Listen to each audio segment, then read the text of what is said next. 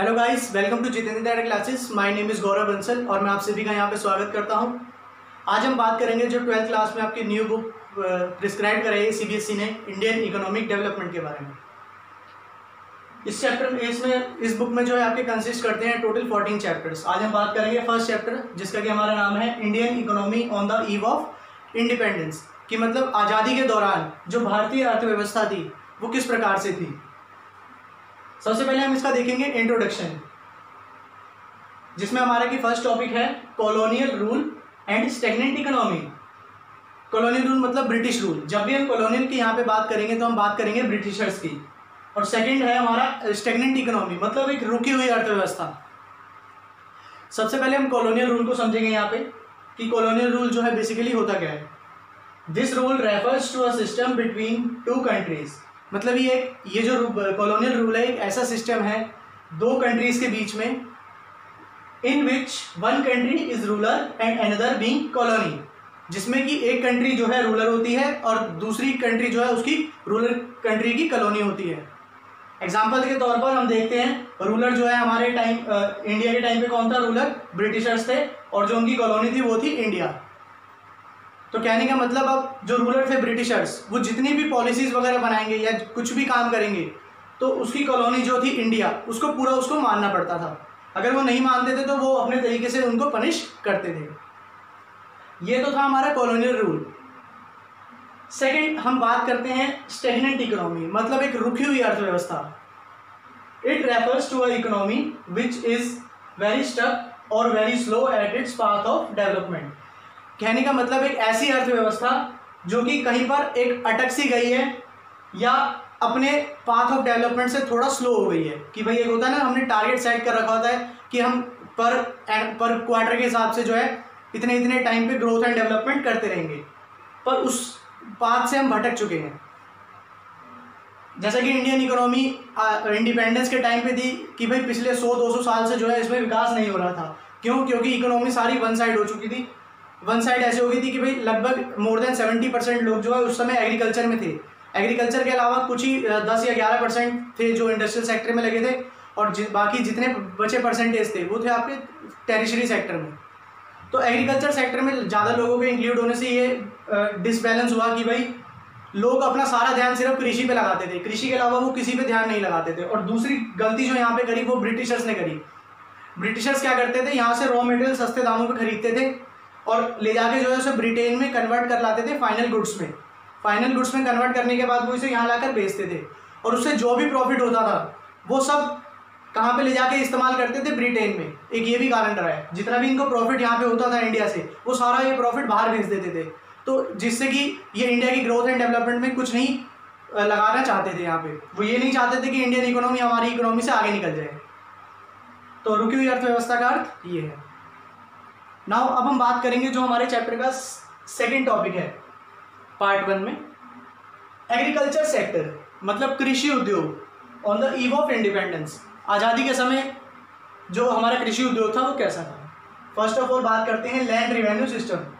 First of all Britishers ने system introduce किया था कि भाई लैंड रिवेन्यू सिस्टम वो सिस्टम था जिसमें कि कोई भी अगर फार्मर जो उस अपनी लैंड पे जो खेती कर रहे हैं उस पर जितना भी आप वो प्रोडक्शन करेंगे उसका कुछ परसेंट शेयर इन्हें ब्रिटिशर्स को टैक्स के रूप में जमा कराना होता था।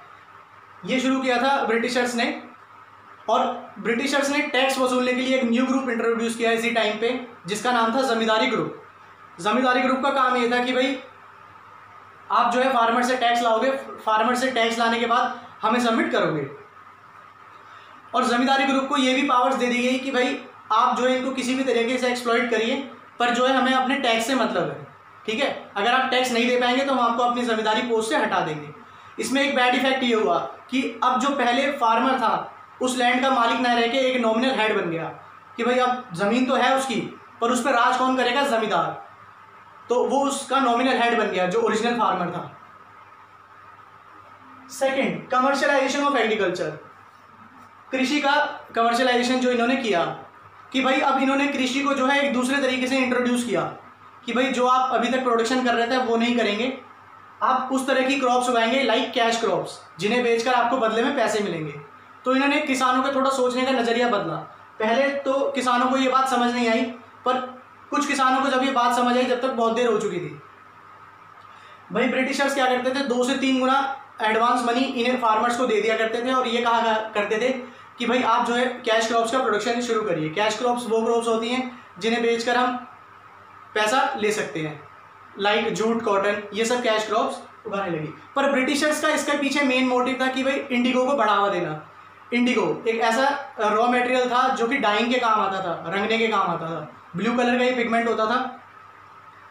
तो यहाँ के फार्मर्स को एक बोला गया कि भाई आप जो है यहाँ पे इंडिगो की खेती करेंगे। कुछ फार्मर्स जो है इसके लिए एग्री कर गए, कुछ फार्मर्स जो है एग्री नहीं किए। क्यों? कुछ एग्री इसलिए नहीं किए कि भाई उनको जो है इंडिगो के बैड इफेक्ट्स पता थे कि भाई अगर इंडिगो एक बार कहीं भी उगता है, मतलब जो नील की खेती अगर कहीं एक बार कर दी जाती है तो दूसरी जगह उस पर कोई भी खेती नहीं कर सकते हैं। और कुछ फार्मर्स जो है इसमें पैसे के लालच में आकर इंडिगो उगाना शुरू किया। क्यों? क्योंकि भाई वो एडवांस में उनको मनी दिया करते थे, दूसरा कारण ये था। थर्ड की बात हम करते हैं, लो लेवल ऑफ प्रोडक्टिविटी। जो उत्पादन का स्तर था वो बिल्कुल निम्न था। उत्पादन का स्तर निम्न इसलिए था कि भाई उस समय हमारे पास जो है काफ़ी सारी इरिगेशन फैसिलिटीज़ भी नहीं थी, ना हमें कृषि में राइस, वीट और 1-2 क्रॉप्स के अलावा कुछ उगाना आता था, ना ही हम जो टोटली पूरी तरीके से डिपेंड करते थे किस पे, रेन पर। रेन अच्छी होगी तो हमारा प्रोडक्शन अच्छा होगा और हम जो है और ज़्यादा मात्रा में आगे उगा सकते हैं। पर कभी कभी क्या होता था, रेन नहीं होती थी, सूखा पड़ जाता था, बाढ़ आ जाती थी, तो जिससे कि इनका प्रोडक्शन जो है खराब भी हो जाता था।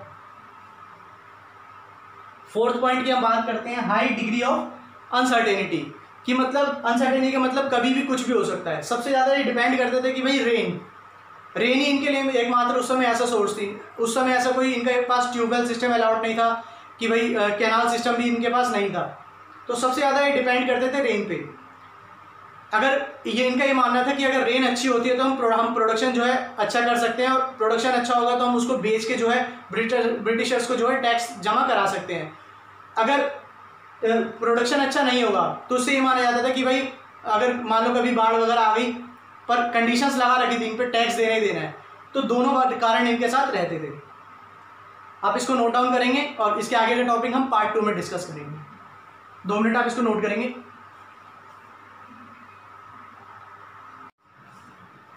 नाउ अब हम बात करते हैं फर्स्ट चैप्टर के पार्ट 2 की, जिसमें फर्स्ट टॉपिक हमारा है industrial sector on the eve of independence. कि भाई जो हमारा औद्योगिक क्षेत्र था वो आज़ादी के समय कैसा था। बेसिकली इसमें 4 पॉइंट्स हैं। फर्स्ट पॉइंट की हम बात करते हैं, डिक्लाइन ऑफ हैंडीक्राफ्ट इंडस्ट्री, हस्तशिल्प उद्योग का ढहना। 2 कारणों से इसका डिक्लाइन होता है। पहला जो डिस्क्रिमिनेटरी टैरिफ पॉलिसी जो कि ब्रिटिशर्स ने बनाई थी, और जो सेकेंड पॉइंट इसका है जो एक्सपोर्ट रेट था वो इंडियन हैंडीक्राफ्ट आइटम्स से 4 to 5 टाइम्स बढ़ा दिया गया। जैसे कि एक हैंडीक्राफ्ट आइटम को बनाने में मान लो कॉस्ट आती है 1000 रुपये। अगर इंडियन हैंडीक्राफ्ट वर्कर्स को वो प्रोडक्ट आउट ऑफ इंडिया भेजना है तो उनको पहले एक्सपोर्ट ड्यूटी देनी पड़ती थी 4 to 5 टाइम्स। 1000 रुपये का अगर आइटम है वो उस पर 4 टाइम्स, मतलब 4000 रुपये देके फिर वो आइटम जो है बाहर भेजी जाएगी। तो ये 2 कारण थे हैंडीक्राफ्ट इंडस्ट्री के डिक्लाइनेशन के। सेकेंड की हम बात करते हैं डिस्क्रिमिनेटरी टैरिफ पॉलिसी।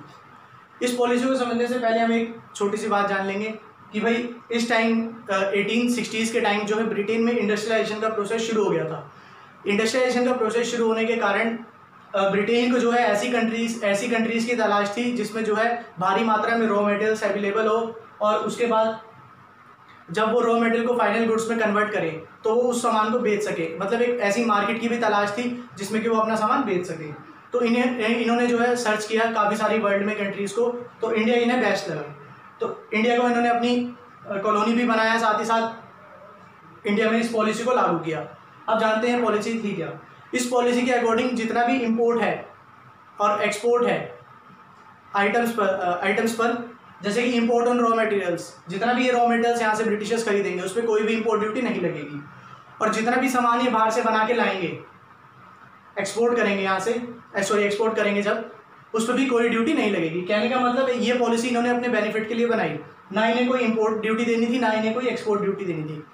बस इनका पॉलिसी बनाने का मेन काम ये था कि भाई इंडियन हैंडीक्राफ्ट सेक्टर को जो है पूरी तरीके से खराब कर देना। बदले में इन्होंने क्या किया, इंडियन हैंडीक्राफ्ट आइटम्स पे जो है 4 to 5 टाइम एक्सपोर्ट ड्यूटी लगा दी। Third, competition from machine made products. तीसरी बात जब हम करते हैं कि भाई जितना भी ये ब्रिटेन से सामान बनकर आता था उसका जो कंपैरिजन था वो हैंडीक्राफ्ट आइटम से किया जाता था। मशीन मेड प्रोडक्ट्स तो भाई जो सीधा डायरेक्टली ब्रिटेन से बन के आते थे, दिखने में जो है इनकी क्वालिटी भी दिखने में जो है लग्जरियस होते थे, इसका जो है कॉस्ट ऑफ प्रोडक्शन भी कम लगता था और दिखने में भी अट्रैक्टिव होते थे। जबकि जो क्या कहते हैं इंडियन हैंडीक्राफ्ट प्रोडक्ट्स थे उसमें जो है कॉस्ट ऑफ प्रोडक्शन ज़्यादा आती थी, उसमें जो है टाइम भी बहुत ज़्यादा लगता था और कॉस्टिंग भी बहुत ज़्यादा आती थी और उस सामान को जो है काफ़ी जगह लाना ले जाना भी आसान नहीं होता था। Fourth, introduction of railways in India. ये एक अनदर बेनिफिशियल पॉइंट था इंडियंस के लिए, और इंडियंस के लिए इससे पहले जो है बेनिफिशियल पॉइंट था ब्रिटिशर्स के लिए। ब्रिटिशर्स ने अपने फ़ायदे के लिए 1853 में, उस टाइम हमारे गवर्नर जनरल जो थे वो थे लॉर्ड डेलहाउसी, इन्होंने जो है रेलवेज का इंट्रोडक्शन इंडिया में किया। फर्स्ट जो इन्होंने रूट बनाया बॉम्बे टू थाने बनाया। रेलवेज का जो इन्होंने इंट्रोडक्शन इसलिए किया कि भाई भी अपने ट्रेड को जो है एक्सपेंड कर सकें। स्टार्टिंग में ये कुछ सिर्फ 3-4 स्टेट्स में ही ट्रेड कर पा रहे थे। जब इन्होंने देखा इंडिया एक बहुत बड़ी मार्केट है सामान की, तब इन्होंने रेलवेज का एक्सपेंशन शुरू किया। धीरे धीरे करते हुए ये सारे स्टेट्स तक पहुंच गए। और सेकंड काम जो इनका था कि भाई इंडियन इकोनॉमी को आगे बढ़ने से रोकना। नाउ अब हम बात करते हैं इसमें जो हमारा सेकंड टॉपिक आता है फॉरेन ट्रेड, मतलब विदेशी व्यापार on the eve of independence. आज़ादी के समय जो है हमारा विदेशी व्यापार कैसा था। पहला, net exporter of primary product and net importer of finished goods. India को जो है शुरू से ही नेट इंपोर्टर माना गया फिनिश्ड गुड्स का, और सॉरी नेट एक्सपोर्टर माना गया प्राइमरी प्रोडक्ट्स का और नेट इंपोर्टर माना गया फिनिश्ड गुड्स का, क्योंकि इंडिया के पास जो है भरपूर मात्रा में प्राइमरी प्रोडक्ट्स जैसे सिल्क, कॉटन, जूट एटसेट्रा बहुत सारे प्राइमरी प्रोडक्ट्स अवेलेबल थे, जिन्हें क्या करते थे अंग्रेज यहाँ से बाहर भेज देते थे और वापस क्या करते थे उन जब रॉ मटेरियल्स को वो बाहर भेज देते थे, तो ब्रिटेन से जब वो सामान बन के वापस इंडिया में आता था तो उसमें क्या है नेट इंपोर्ट माना जाता था कि भाई इंडिया जो है नेट इंपोर्टर भी है। उसी सामान को वो इंडिया में लाकर बेचते थे, यही बेसिकली ये काम करते थे। और जो फिनिश्ड गुड्स को वो हाँ बेचते थे वो इनके मन मर्जी के रेट पे बिकता था। एक तो ये इसका जो इनके सामान की जो मांग बढ़ने का मेन कारण था कि भाई ये जो है इंडियन हैंडीक्राफ्ट प्रोडक्ट्स सस्ते होते थे, दिखने में लग्जरियस होते थे, टाइम कंज्यूमिंग इनमें कम थी और जो इनकी कॉस्ट ऑफ प्रोडक्शन भी कम थी। सेकंड पॉइंट जो इसमें आता है monopoly control on trade. Britishers ने जो है ट्रेड को सिंगल हैंडेडली कर दिया था। कैसे? First, majority of trade is restricted to Britain. इन्होंने क्या किया, इंडिया में जितना भी ट्रेड हो रहा था उसको रेस्ट्रिक्ट कर दिया ब्रिटेन तक। मान लीजिए इंडिया में किसी भी चीज़ का अगर ट्रेड हो रहा है तो उस टोटल ट्रेड का 50% जो ट्रेड है अकेले किससे होगा, ब्रिटेन से। कहने का मतलब अगर इंडियन जो इंडियन इंडस्ट्रियल सेक्टर है मान लो 100 यूनिट्स किसी भी चीज़ की बनाता है तो उसमें से 50 से ज़्यादा यूनिट्स कहाँ पे जाएंगी, ब्रिटेन में। बाकी बची हुई यूनिट्स आप ऑल ओवर द वर्ल्ड कहीं भी भेज सकते हैं। Second, opening of Suez canal. ये हमारे लिए बहुत ही ज़्यादा इंपॉर्टेंट पॉइंट है। यहाँ पे इसकी जो ओपनिंग है वो 1869 में हुई थी। ब्रिटिशर्स ने इसको जो है अपना टाइम बचाने के लिए इस कैनाल को बनाया। पहले क्या होता था, ब्रिटिशर्स को सामान भेजने के लिए जब ये मुंबई से अपना सामान यहाँ पे भेजते थे तो इंग्लैंड भेजते थे, तब इन्हें वाया अफ्रीका होकर जाना पड़ता था।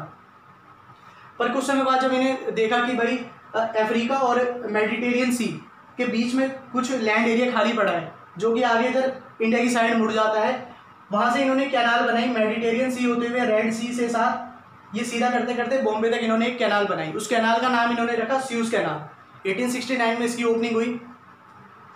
तब क्या करते थे, अब ब्रिटिशर्स को सामान लाना ले जाना आसान हो गया, उन्होंने धीरे धीरे यहाँ से एक्सपोर्ट ड्यूटी भी खत्म कर दी।